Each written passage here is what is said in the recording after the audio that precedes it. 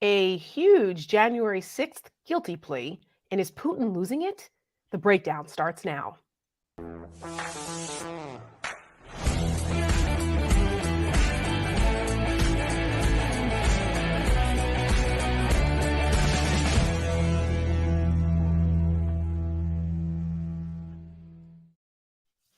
Good evening and welcome to The Breakdown. I'm Tara Setmayer. This is the Rick Wilson.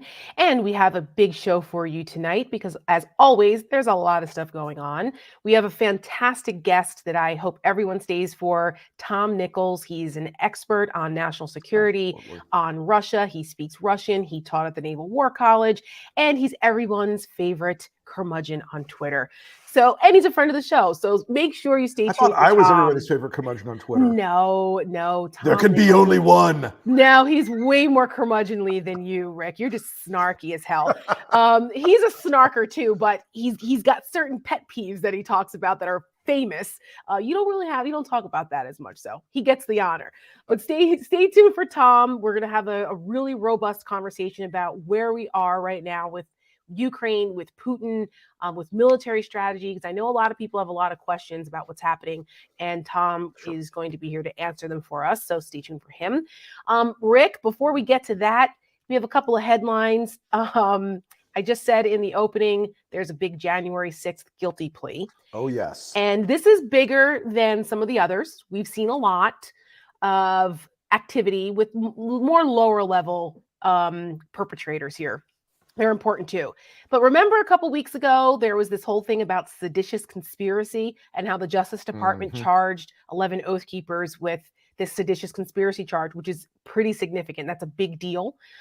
It knocked down all of the talking points on the right and Fox and everywhere else that, it wasn't an insurrection. No one was charged with this.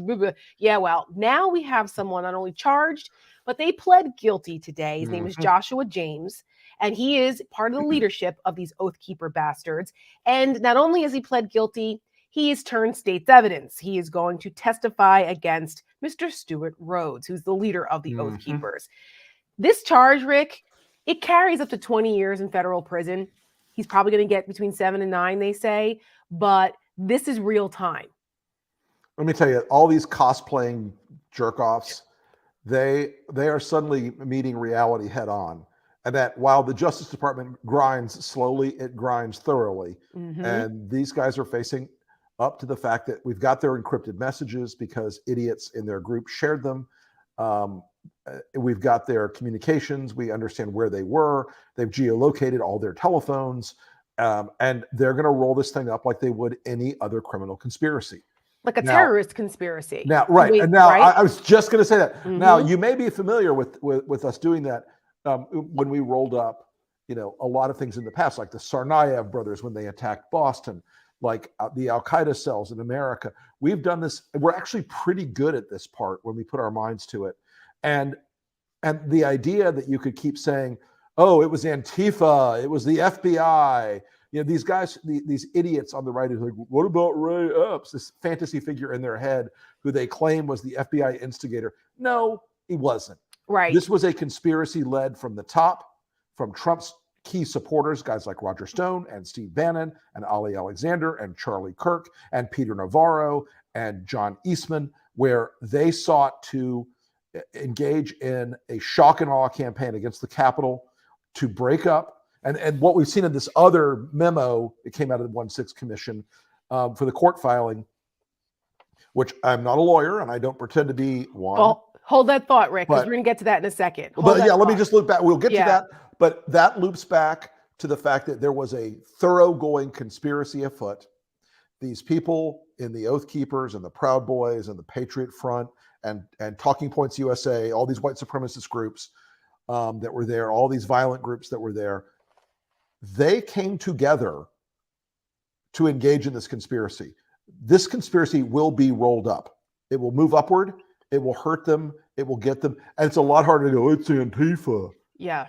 No, it's not, according to the evidence, according to court filings, which is indisputable. And something that we had the con around there for a second, but that's in this guilty plea, which should alarm everyone. And we've talked about this before, about the quick reaction force that had been reported a year ago, right? Yep. Shortly after January 6th, there were these reports coming out that there was this quick reaction force of heavily armed men outside of DC, hanging out in Arlington, Virginia, right across the river. Which, getting folks, ready if you haven't been there, you can be downtown in Oh, yes. 8 minutes. Without traffic, but yes. Right. It's not that far away, and they were ready to be activated. And this was still kind of in the rumor mill being reported, but now we know for sure that was true, that there was a weapons cache in a Comfort Inn in that town. And he said, quote, that they vowed to use lethal force against anyone who tried to remove President Trump from the White House. Yep. That included the National Guard. That these guys, these like you said, these cosplay idiots thought that they were actually going to take up arms to defend Donald Trump in the White House if it was deemed that he lost and he was supposed to be removed. Right. This is serious. This is not just, these guys talking on Twitter and puffing their chests. They literally had weapons and were prepared to do it and were organizing around it, which is a fucking crime. And that's exactly why they're going to end up in federal prison. And I hope every single one of them ends up there. And Donald Trump is next to them, but that's a different story. So you guys better flip now while you can. Yes, that's right. That's right. That leads us to the next part of the big January 6th news this week, which is the January 6th committee issued a filing in California against this John Eastman. Now, this is the guy most famous for the coup memo. He's this former law professor, and he should know better, but he's gone off the deep end into the cacophony of kookery here. And he's the one that was really pushing for Pence, trying to come up with this legal justification. There is none for Pence to overturn the election and not certify the election on January 6th and throw it back to the states. All of that nonsense. Well, why is this significant? Well, he's refusing to turn over documents. He's turned over some, but he's not turning over everything because he's claiming attorney-client privilege. They're in court litigating this. In that court filing, it has been discovered that the January 6th committee believes that not only Eastman, but Trump also engaged in a criminal conspiracy to interfere with an official proceeding.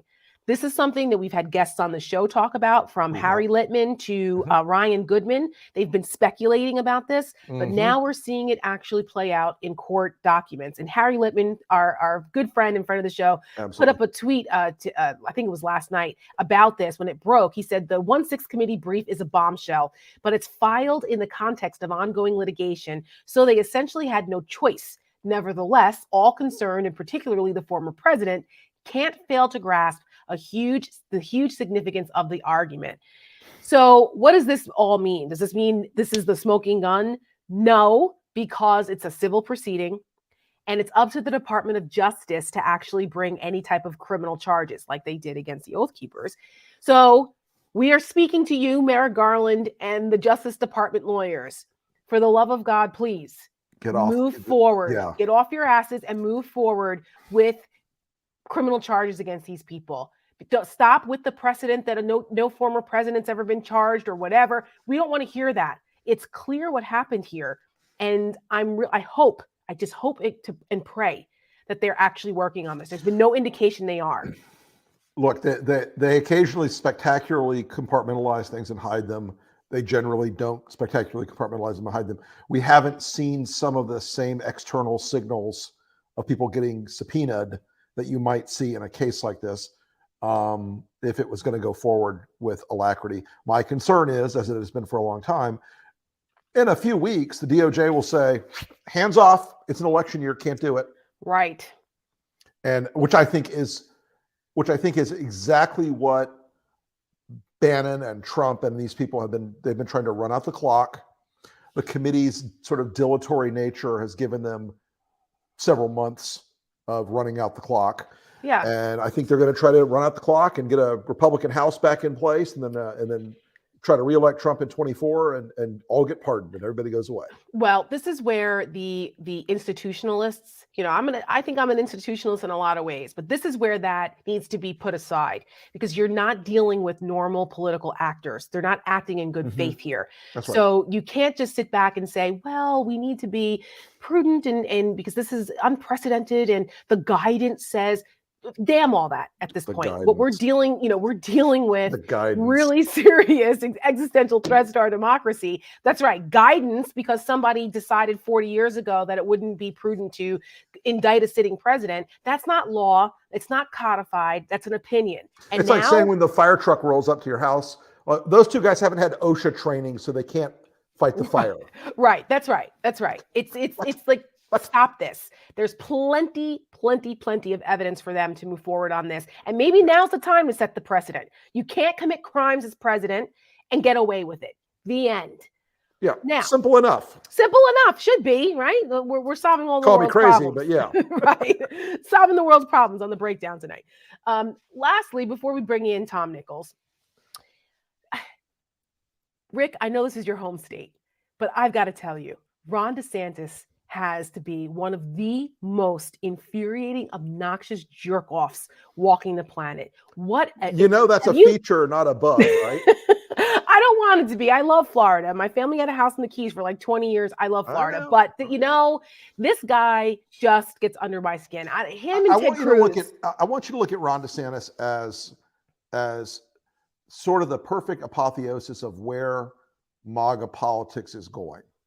It's not just about the base of the Republican Party. It's about the crazy base that thinks, that Breitbart is basically the Wall Street Journal or the Paris Review of Books. It's the crazy base that thinks that Fox is gone too far to the left and under the influence of George Soros. Right. It's the crazy base that reads Facebook about, Hillary Clinton's cannibal child predation ring in a pizza restaurant and goes, well, yeah, obviously. Right. He appeals to that segment only. And he appeals to this idea that is very embedded in the online right, which is the oppositional defiant disorder on everything, the constant, the gotcha games, the Junior Olinskyites, all that stuff. And look, and it comes down to a more fundamental thing.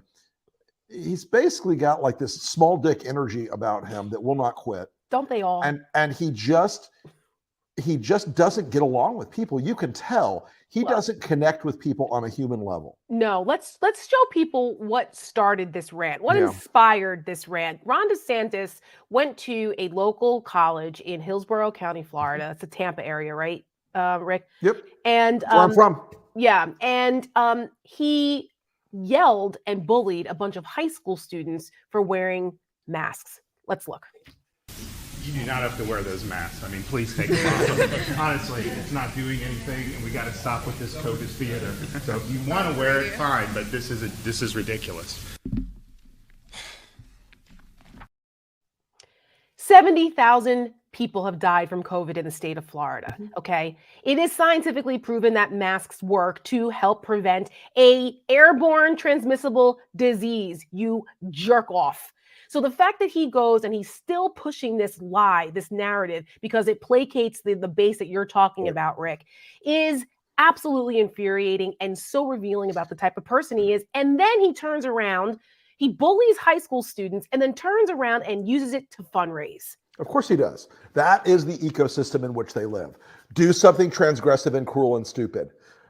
When you are criticized for doing something transgressive, cruel, and stupid, then go on Fox News and say, they're trying to cancel me. Right. I'm just fighting for freedom with a B. And look how tough I am. Look how much Fox News runs lives. the story, go out and go to your email fundraising people, and then go and have your paid government staff, okay, that work for the taxpayers of Florida, go out and get in ideological fights on Twitter, and then start the whole process over and over and over again. And then here we are. And that's how you end up with 1 million people dead in America from COVID, from, hundreds of thousands of preventable deaths because people listen to assholes like him and Trump and the rest of them trying to tell you that masks don't work, or that a vaccine doesn't work, or that, horse dewormer and bleach up your ass is going to cure you from COVID.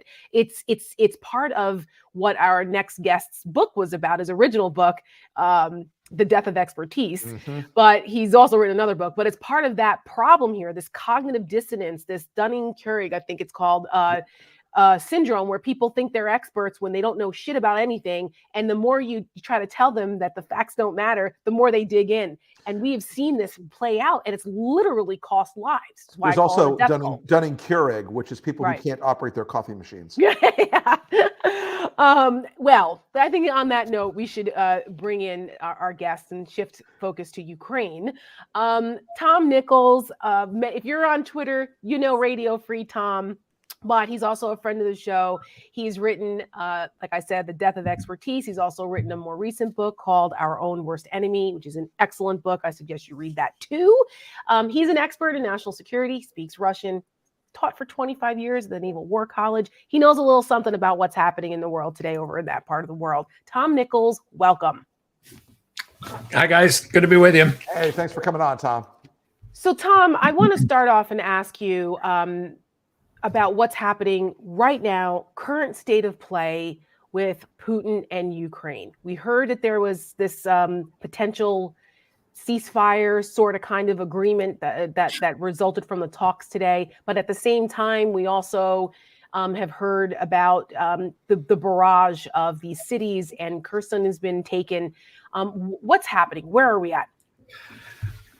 Okay, the first thing is always to say that anything we know, we're not sure we know, because, talking about Kherson being taken, one of the things that strikes me is how quickly people say things like, well, the Russians now control Kherson. No, the Russians are in Kherson. Right. But if there's one thing we should have learned from Afghanistan and Vietnam and other such operations, this is probably a situation where the Russians control where they happen to be standing at any given moment. So this notion that like the city has capitulated and the mayor is coming out, excuse me, I have something in my eye, that the mayor is, coming out and saying, okay, here's the keys to the city. You guys are in charge now. I don't think any of that's happening yet. So be wary of those reports. I think the overall situation is that we're still seeing the outcome of a gigantic strategic miscalculation by Vladimir Putin. For sure. That's what makes it so dangerous. Someone got to this guy and said, cakewalk. You'll be greeted as liberators. I was at that rodeo once before. I was going to say, not the first time, as Americans, we have to be a little careful about saying, oh, no, who could make that mistake? But I think he made that mistake. And I think what's the biggest evidence of that, Tom? What's the biggest thing that makes you think that their planning cycle is so off at this point that, this was supposed to be done within days. They clearly weren't planning for this. They weren't provisioned for it. They didn't expect this level of resistance. Putin is clearly furious. You see him on television. He can't believe this is happening. And so he's escalating his comments to things like, this is where we get all these Nazis and, right. What was the other thing? Banderites and all this. Banderites. That was a callback. I haven't heard that one in years. For us old Cold Warriors. Right. Banderites. Wow. That's a deep cut. So, there's the evidence there is the complete disarray. Kiev is still standing. Zelensky's alive. They've been bogged down. They've only had some real successes in the south, but there's a lot of Russians there. They have naval support. That was a much better playing field for them down there, but they are screwing this up royally, which is not to say they're going to lose. And I think people need to get over that too, of saying, well, the Russians are going to get chased out of Ukraine. The Russians aren't going to get chased out of Ukraine. They're going to flatten the place and they're going to kill a lot of people. And we're just going to have to, steel ourselves. If you think what you've been seeing now is bad, it's going to get a lot worse, because now Putin's been humiliated and the man does not deal with humiliation. He is, think of it this way. He said at the outset, I'm going there to rescue people who are functionally Russians. They are one people, Ukraine and Russia.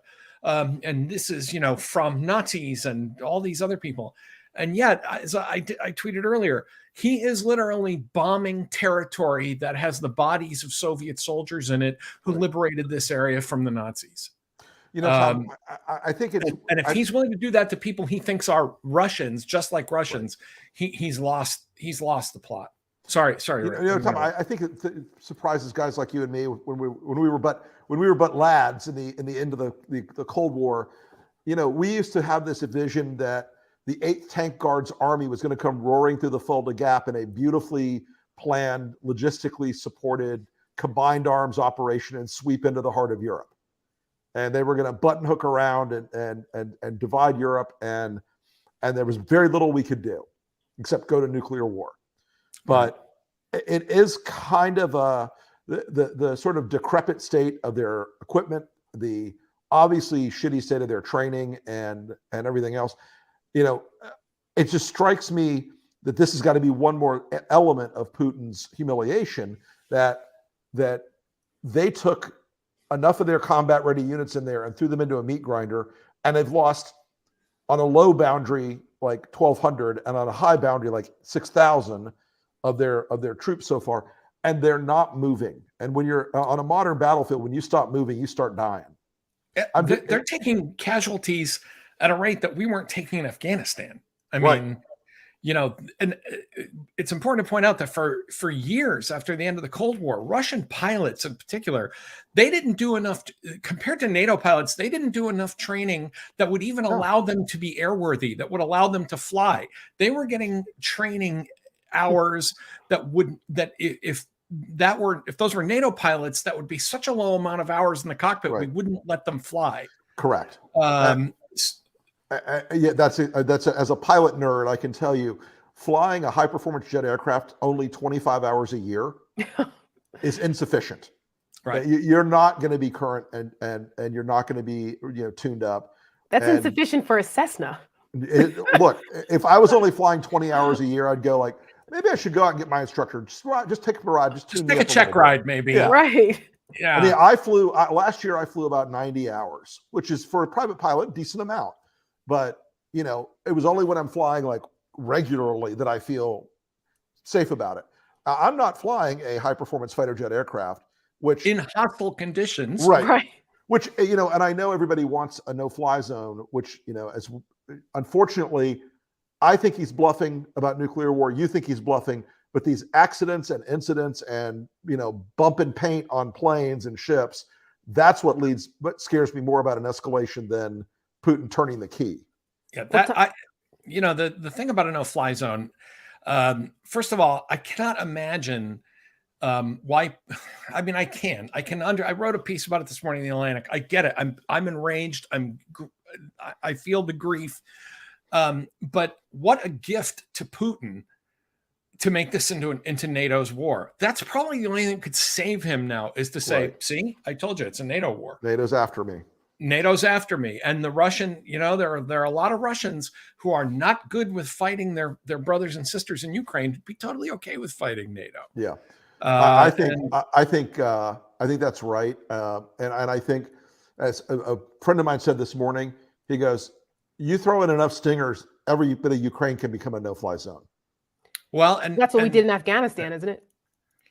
Well, after returning the favor for what they did to us in Vietnam. Right. Yep. Correct. Hey, how are guys in rice paddies downing, B-52s? Well, right. How are those SA-2s being operated by guys who eat cold rice and who don't wear shoes? Right. But the idea though that we can flood the zone, I think, with enough equipment to keep humiliating them and keep pushing them down and break the morale and the momentum. I think Biden's actually and NATO's pursuing the right strategy right now. Generally, I mean, we're now putting them in the box. The Ukrainians, as long as we can keep their morale at a point where they're willing to resist, it seems to me that giving them enough jabs and enough stingers, is a significant alteration of the playing field. My big worry, and this might be my old Cold War gene. I mean, Rick, I don't know if he's bluffing, but like you, I don't want to be in a situation where accidents can happen and suddenly people have to back up their bullshit and say, well, I didn't want to do it. But the other thing about this, with the danger of escalation here, is I think he actually could get so desperate, because this thing has just turned into a gigantic can I drop an F-bomb? Or Oh, yeah, Absolutely. Have you please. watched our show? It's a gigantic clusterfuck. Yeah. You know, he is, I mean, his economy is off the rails. I mean, I'm really shocked to see this. I mean, I didn't think that the Europeans, you know, the European Union saying we're going to send, you know, military aid to like beyond this, a world I couldn't have imagined 2 weeks ago. I think he's going to try and provoke NATO. Day one of this, I had a friend who's a former Merkel advisor say to me, you know, we're really going to try to do something and maybe delay Nord Stream, but that'll be about as much as we can do. But that changed real fast. And 2 days later, I talked to the same person. It's like, well, you know, we're thinking about just rolling over a bunch of equipment to them tomorrow. I may drive a truck myself. Fuck it, we'll go. You know, and their determination to, and I think Germany sees a moment here where if you want to save the European Union project, you got to save NATO, and you gotta protect the idea of free and democratic free market economies, or relatively free market economies throughout Europe. And I think they see it.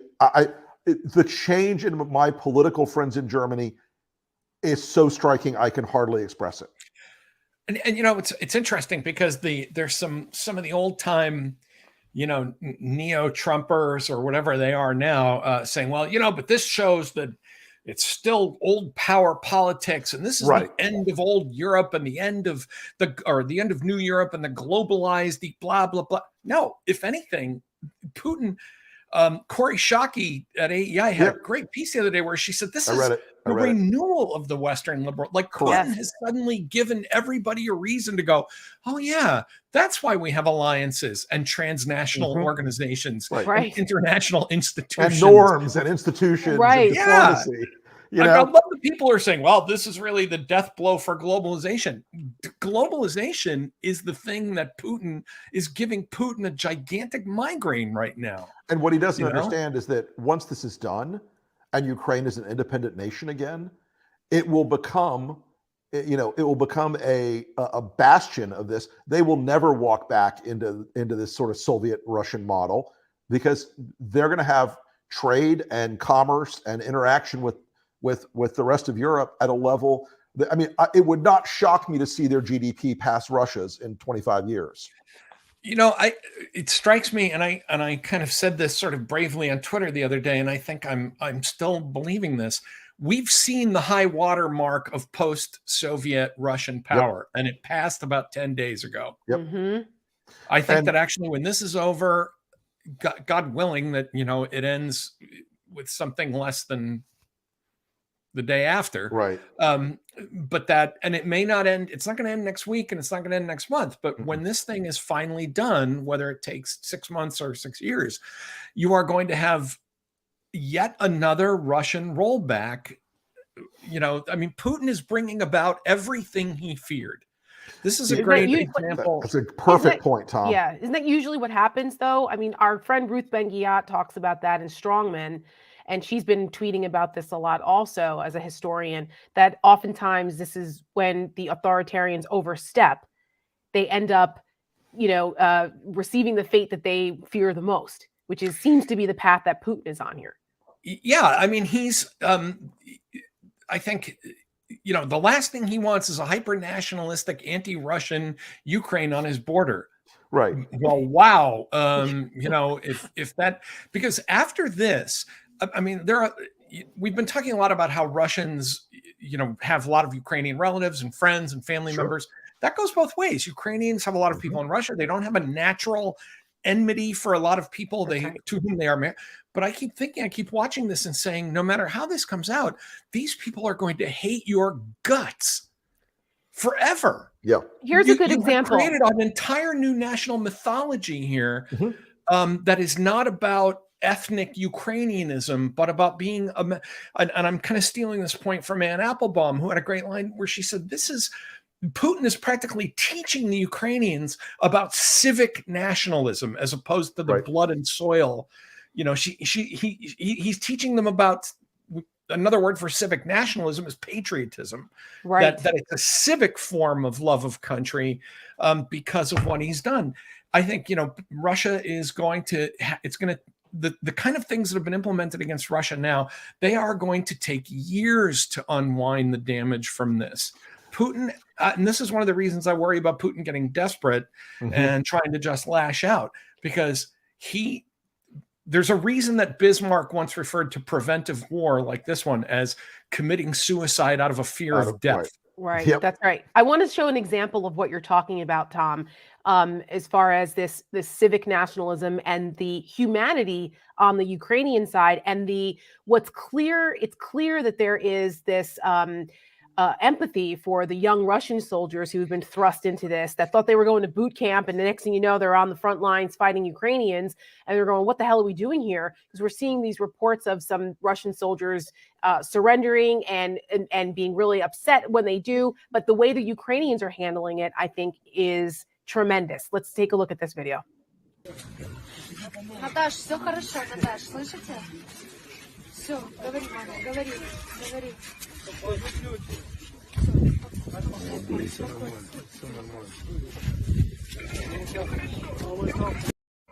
That is a young Russian soldier who surrendered, and the Ukrainians let him call his mother on FaceTime. Okay, but I'm going to be Dr. Buzzkill again here for a minute okay. and say, this is video provided by the Ukrainians. This guy's been captured. He's on tape.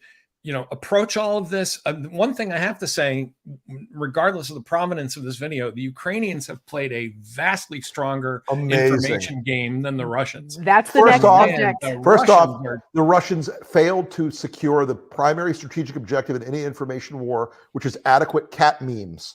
Rick, you're stealing the thunder for in a minute. Wait, hold your fire on that. But Tom, no, I'm glad you're bringing this. You can't wait to get to the I cat. know, the cat That's memes. That's all but that I will matters. say That's this. all that matters. I But, will say this though. Tom bringing up that point about that video, we have to be careful with it, is part of the discussion we wanted to get to about the propaganda war, because even if it's true or not, or if it's propaganda, it looks like the Ukrainians are winning that war.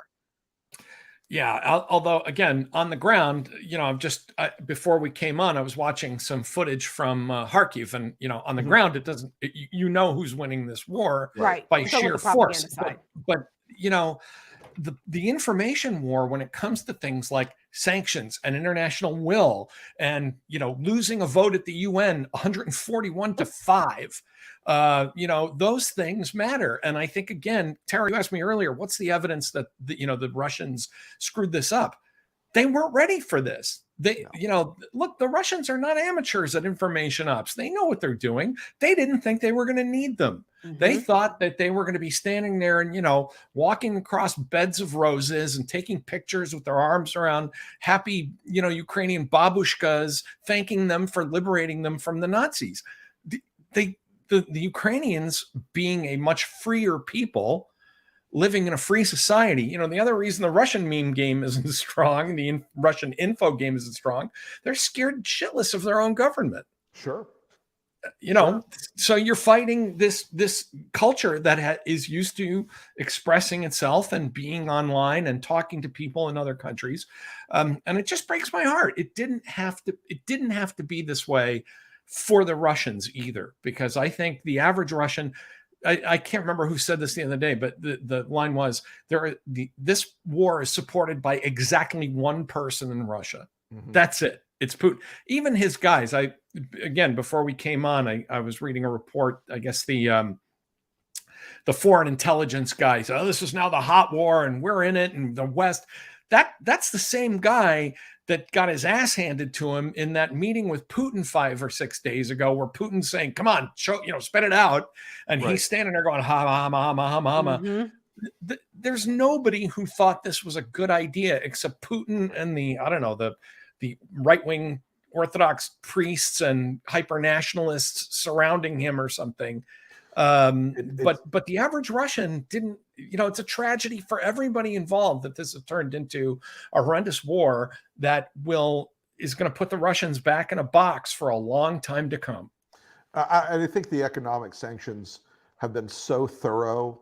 And yeah, that I talked about this the other day. The Rick Wilson doctrine. The Rick Wilson doctrine. Seize the yachts. Seize the yachts. But that old formulation that the defector Victor Rezin said of the Russia was controlled by the crocodile of the party, the KGB, and the army. Well, now there's still sort of the FSB side of it for Putin, but the oligarchs and the army are now, I think, both extremely nervous about where this leads them in this contemporary formulation, and the fact that the oligarchs are now fleeing to the Maldives and doing their best to sell any asset that isn't tied down for dollars. I think this is going to bring, I mean, the reason they moved to London and Miami and New York is because they love the West. They love the lifestyle. They love living that beautiful life, you know, with the money they dragged out of the kleptocracy. Well, all that shit's over, and they have very few motivations now. And I don't think he's going to go back and you know, renationalize every industry. There's too much money to be made for Putin himself. That's why they're speaking out now, the oligarchs. Putin, I mean, Tom, could this take Putin down? Man, you know, is there a chance that Putin could be removed? Very tiny, but Small. if it's a war with NATO, zero. Yeah. Then it's a rally around the flag. I almost wish Putin would try and renationalize all that stuff and Right. you know, fight back against the oligarchs. Because boy, the one thing that would really put him in danger would be doing something like that. Right. You know, the army. Rick brought up the army. You know, Putin, to take a line from everyone's favorite movie and the one that explains everything about life, The Godfather. You know, Yeah. I'm sure before this thing started and they were all sitting there, Putin said, and if this operation goes bad, I'm going to blame some of the people in this room. And since the army were the guys who said, sure, we can pull this off, you know, their incentive to put distance between themselves and the boss, because he's going to blame them. They're the ones that took this on. I'm sure the FSB guys were saying, we're not so sure about this. The other thing to note about the army, the defense minister is the only guy that's been the true survivor in this big game. For 20, Right. like 22 years, right? Shogun's been no. Since He's longer. been in the Kremlin in some form or another Since Gorbachev, since right? 1991. Mother Yeah. of God. There's some Literally. secret sauce. He was the minister for emergency situations under Yeltsin. He's never been in the military. He's now the defense minister. He's kind of a trusted, I'm sorry to go off on old time Kremlinology here, but he's kind of a trusted broker in the sense that he could never really make a play for power because he's not an ethnic Russian. He's a Tuvan. He's from this kind of area in Central Asia near Mongolia. So, you know, he's been a noted survivor. for his throat singing.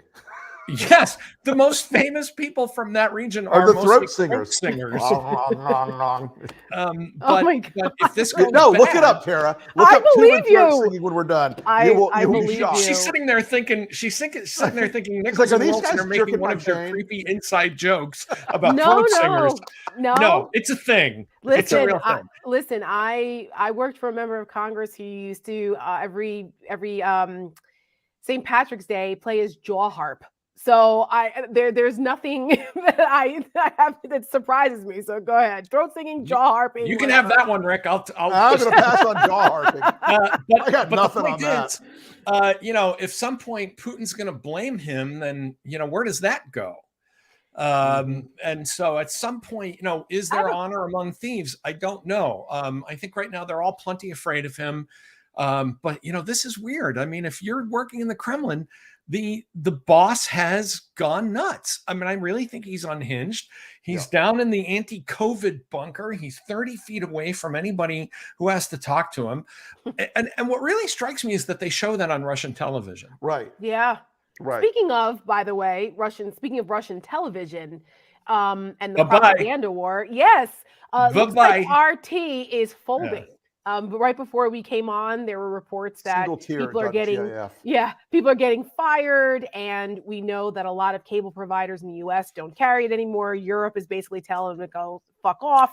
So but I don't know if you saw this, but Rumble, owned by Danny Bing Bong and Bongino and Rebecca Mercer and Peter Thiel and some others, they've said they're going to keep carrying RT.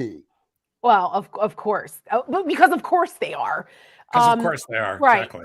And you also have, but here's the other thing that, well, over there in Russian state TV, and we had Julia Davis on recently. She monitors all that stuff. I know you watched some of it too, Tom, but she was saying how they're using the ilk that's coming out of Fox News and some of these pro-Russian people like this retired Colonel McGregor guy who's been a pro-Russian stooge for years, they're taking stuff from American television, the right, and using it over there to support their propaganda crap. I want to show you something that Tucker Carlson, they love yeah, Tucker, mostly Love Tucker show. Tucker. Yeah, he's like basically on the payroll there. Lincoln Project did this ad that kind of speaks to what's going on over there called Mother Russia. I want to get your reaction. At long last, the glorious invasion of Ukraine begins. Soon, the motherland will take the wayward province into her firm embrace again.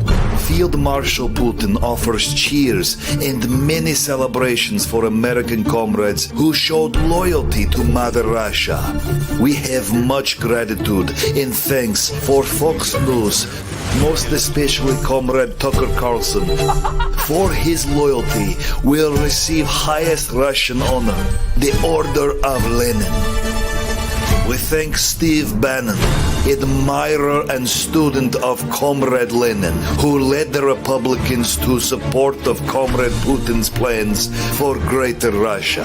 We thank GOP Comrade Senator Joshua Hawley, who blocked enemies of Russia that the warmonger Biden wished to appoint to his regime. Russia waits 40 years for American Republicans to throw away disgrace of Ronald Reagan. Republicans say they stand for America. Comrade Putin knows better.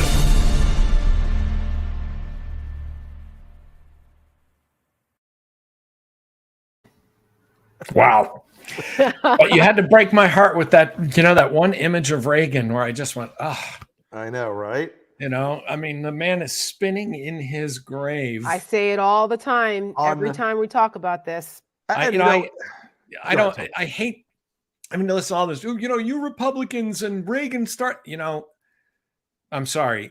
I lived through the 80s, especially when it came to foreign policy, right? And especially with Soviet policy, it is just heartbreaking to think of what the Republican Party became. And anybody who thinks that this is the natural outcome of Reagan's of the Reagan Revolution is just totally wrong. It is wrong. Yeah, just totally off the mark. It's like you can draw through lines occasionally on things that happen in parties.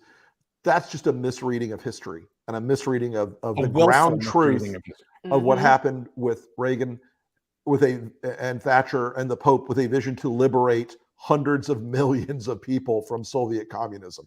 It's consistent with them trying to whitewash history in a lot of ways to fit the narrative today. And there are lots of people like you guys and others that are out here calling BS on it all the time because it's clear what they're saying is off the mark. One other thing that struck me about that ad, and it's been striking me about pretty much for 5 years about all the things that we've all talked about with Trump and now with the Russians, is how many of the prominent Americans who have become these kind of fellow travelers are just such small and mediocre people. And that kind of explains it in and of itself. I mean, so much. Only in this world could Tucker Carlson become what he's become. Right. Only in this part of history could anybody not laugh Josh Hawley off the stage. Only in this world could Steve Bannon. Right. I mean, I don't even know how to finish that sentence. But I think, this is kind of the revenge of the third string that has decided that if they have to get into bed with the Russians to punish America for undervaluing their obvious talents, right? That that they think are somehow not being appreciated by a foolish country, then that's what they're going to do. But to think that we've reached this terrible point in history because of such a bunch of small and insignificant people is really heartbreaking. I mean, you at least want your villains to have some greatness in them. And instead, this is just. But there's a lot of as my grandmother would call them, no count peckerwoods. I mean, they're just not. They're not sending their best. No, we don't use that one in New England. But yeah, Tom, you've been really generous with your time, and I can't not let you leave without two last things. One, How does this end? We see a Russian convoy sitting there. People want to say, they're saying, well, why don't we just blow it to hell? Why is it sitting there? What should we expect? How does this, what do we expect in the near term? And how does this end, in your opinion? I don't know how it ends. And anybody who confidently sits here and tells you they know is making shit up. I think it's going to end with a lot of dead people, a lot of destroyed cities. And Putin is not going to let this go. The phone call today with Macron, you know, I mean, God bless him. The French president literally told Putin today, you are lying to yourself about what's happening. Right. And Putin basically said, I'm not bombing Kyiv. Yeah, you know, too bad. Except for all the bombs and, you know. Yeah. I mean, he doesn't care. And he's going to kill a lot of people before this is over. I think I don't want this to end in an East-West confrontation bigger than the one we're already in. I'm worried about an attempted provocation. I think the best outcome is that they become so bogged down that there are people who come to Putin and say, boss, you got most of what you wanted. You've taught these neo-Nazis a lesson.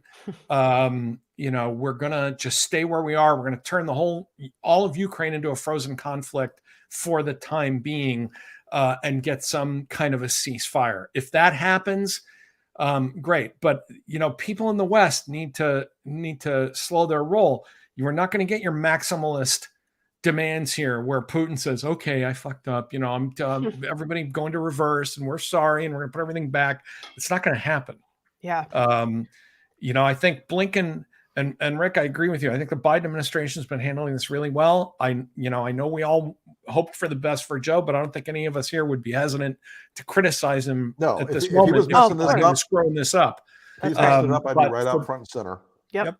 When Blinken came out and said, listen, if they step back, we will immediately step back. And I think what he means is we'll start unwinding these sanctions. The minute you do something positive, you're going to get a positive step in return, but you're going to have to do something positive. This ceasefire, Tara, that you opened with, not ceasefire, but this negotiation about safe borders. I mean, it seems perilous to me, but I'm just saying I had to, report it since it was. I've seen the Russians do that in Chechnya, right? And then that's not attack. Basically, the safe corridor ended up being an ambush.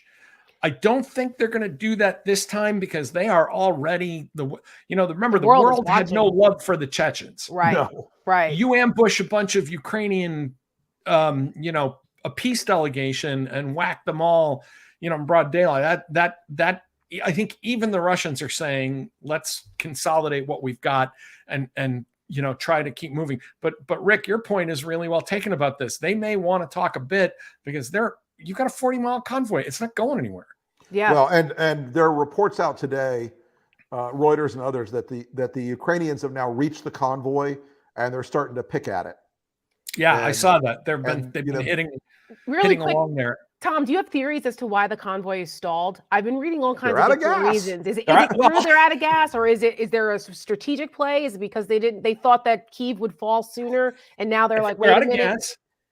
I think they're out of gas. They're out of food. The Defense Department publicly confirmed that there are literally guys punching holes in their own gas tanks so that they run out of fuel, so they don't have to go do this, which is really going to piss off some of their officers. There's going to be some bad stuff happening within the Russian military, but also I suspect when their original plan, went to hell, now they're saying, all right, send this giant convoy. But probably back in Moscow, there's a bunch of guys at the general staff working day and night saying, and when they get there, now we'll what? We're working on the plan right now. Right. I mean, they spent months drawing these plans, and now they're having to remake all of their plans on the fly. We're pretty good at planning in the United States. We have our own strategic problems when it comes to big operations, but we're hip deep in planners. The Russians, not good at this. Not so much. Well, you know what? We have to end on a positive note because this is a heavy conversation and what's happening in Ukraine is awful. But everyone who follows us knows that we're all cat parents. And Rick has been eager to talk about the Ukrainian cats. And of course, anyone who knows Tom Nichols knows that he loves his cat, Carla. Well, there is a whole, and Tiki's around here somewhere, there is a whole thing going on These are cats in the Ukrainian army. They are putting out these pictures all over Twitter, speaking of the propaganda information war. But we say we stand not only with the people of Ukraine, but with the kitties. This is awesome. I favor the liberation and freedom of the Ukrainian cat population. When we were off camera, I was just then I was trying to. I'm trying to lure nameless. I know. I'm trying to skunk eyeing me. I'm like, come in here, and I know Tiki's over here. Somewhere. He's staring at me. He's laying on the couch, staring at me over here because cats do what okay, they want. This shows that we're all cat parents, right? If these were dogs, we'd go. And That's the dogs right. Would Right there. The cats are like, yeah, whatever. I'm not. That's right, because they do what they want when they want. But we give a shout out. I do think the information warfare aspect of it is they get the internet better than the Russians get the internet, and it humanizes them. Yes. I don't remember the Nazis running around with doing TikTok dances. You know what I mean? Like they're supposed to be denazification. Get the hell out of here with that. It's asinine. And the cat memes, I think, speak to how humanized the Ukrainians actually are. I think if we can get a Zelensky meme and a Zelensky cat meme together, we have the super weapon that will win this war. Absolutely. And the clips of him dancing with the stars, the Ukrainian version. He's got some moves, that Zelensky. Well, God willing that he lives long enough. Yeah, no kidding. For us to enjoy handing him a cat and right. Yes. No, it is. It is. I mean, this is the most significant conflict, full-on military conflict, in the modern era in many ways. Let's be very honest about both Iraq and Afghanistan. The front-end operations were pretty much tickety-tock. The back-end operations, not so much. Sure. Well, the nation-building part. This one's starting badly for Russia. And I think while he can cost Ukraine millions of lives even, there's just not a great end state for him, because that old Soviet model in the old days, you roll into Hungary or wherever, there were no, not everybody had a camera in their hand. The world wasn't watching at that degree. Once the BBC or the American media were thrown out, that was that. You don't get that anymore. It's a new world. This is the largest. This is a major European war in the middle of the continent. This is everything we have spent 75 years trying to prevent and dreading every day. And I am angry. I feel like I lived through the Cold War, because the Cold War was at least a contest of ideas and who the socioeconomic system was going to rule. The fate of millions of people. This is the vanity of an old man. This is the millions of people, hundreds of thousands of people are going to die. Millions have been displaced. Millions more could die because this guy spent too long in COVID isolation, because the Russians who surround him in the Kremlin are too scared to tell him that he's become a delusional old lunatic. I mean, for this, we have to risk the future of humanity. It almost makes me nostalgic for understanding that if we were going to fight in Europe 40 years ago, it was going to be for something that mattered beyond the immediate lives. I mean, now what matters is the lives of millions of Ukrainians. But if this thing gets out of control, for what? Because for one old stupid old man, this is insane. A bitter guy who was pissed off he had to drive a cab after the Soviet Union collapsed. Clearly has been. Yeah, I think that's right. I think. And for a lot of people around him, just saying for 30 years, instead of saying, and I remember having this discussion, I know we're running out of time. I'll just say, I remember having this discussion with former Soviets in the 90s, where they said, we're humiliated and these countries look down on us. And I said, maybe you shouldn't have been an oppressive, brutal, occupying empire for 70 years, and you wouldn't be in this situation. So maybe the new chance now is to become a different kind of country that lives in peace with your neighbors and becomes part of the international community. And I think 90% of Russians said that's where we have to go, especially the younger Russians. But there were still enough old men who said, I want a do-over. I want one more shot at, the old time religion. I want to try it one more time. And it's gonna end badly, no matter how it ends. No question. Well, we are, we're in for the long haul, and we stand with the people of Ukraine So on that note, Tom Nichols, Thank you, sir. it is always a Thanks for pleasure, having me. my friend. Appreciate you coming on. Check Nice to out see you his, guys. make sure you check out his book, Our Own Worst Enemy, and check out his awesome newsletter over at The Atlantic called The Peace Field. I read it every day whenever he posts. It's phenomenal. And follow him on Twitter. All right, man. All right. We could have talked about that for another hour and a half. Absolutely. I mean, this is one of those shows, but there's just so much to talk about because it is so significant what's going on. And you know, some people might think like, why are we talking about this constantly? We've never seen anything like this since World War II. And folks, if it escalates, no one is alive today who remembers the escalation of World War I. Right. Very few people are alive today who remember how quickly World War II escalated. But those lessons should echo for us, and we should do everything we can, because liberal democracies do not tend to invade their neighbors. Correct. Do not tend to destabilize the world. That's right. So it matters. This all matters. It really does. It matters here as well, because there are destabilizing forces within our country that are gleefully watching what happens. And we have a former president who currently has an opportunity to get reelected again if he decides to run, that thinks that what Vladimir Putin is doing is savvy and genius. That should be a warning to every American that sits here and makes excuses for what Donald Trump has said, what he's doing, and what he plans to do, and the Republican Party that supports it. Yep. Wake up.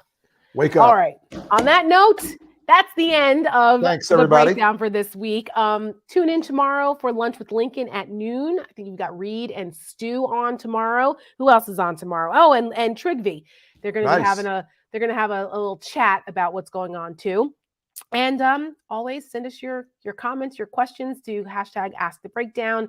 And we continue to pray for the folks in Ukraine. And we will see you guys on Tuesday. Thanks, everybody.